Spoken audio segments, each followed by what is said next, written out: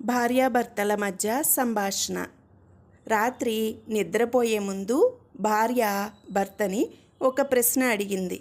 భార్య: ఏమండి, మీకు సినిమా హీరోయిన్ల పేర్లు, పక్కింటి వాళ్ళ విషయాలు అన్నీ గుర్తుంటాయి కదా, మరి ఈరోజు నా పుట్టినరోజని ఎందుకు గుర్తులేదు అని అడిగింది. భర్త: అవి గుర్తుపెట్టుకుంటే నిద్ర వస్తుంది, నీ పుట్టినరోజు గుర్తుపెట్టుకుంటే నిద్ర ఉండదు కాబట్టి అని అన్నాడు. భార్యాభర్తల మధ్య సంభాషణ. భార్య: 1 గంట నుంచి షాపింగ్ మాల్లోనే ఉన్నాం, మీకు నచ్చినది ఏదీ లేదా అని అడిగింది భర్తని.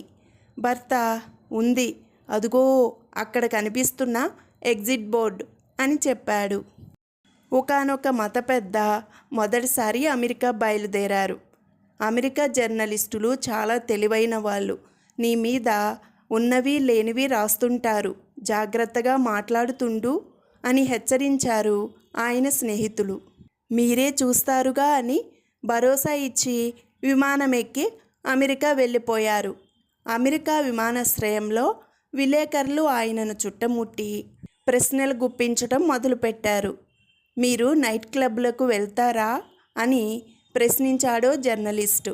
వెళ్ళేది లేనిది చెప్పకుండా అమెరికాలో నైట్ క్లబ్లు ఉంటాయా అని ఆశ్చర్యం నటించాడు ఆ మత పెద్ద. మర్నాడు పేపర్లో ఇలా వచ్చింది ఆ వార్త: ఫలానా మత పెద్ద గారు విమానం దిగగానే అమెరికాలో నైట్ క్లబ్లు ఉంటాయా అని వాకప్ చేశారు.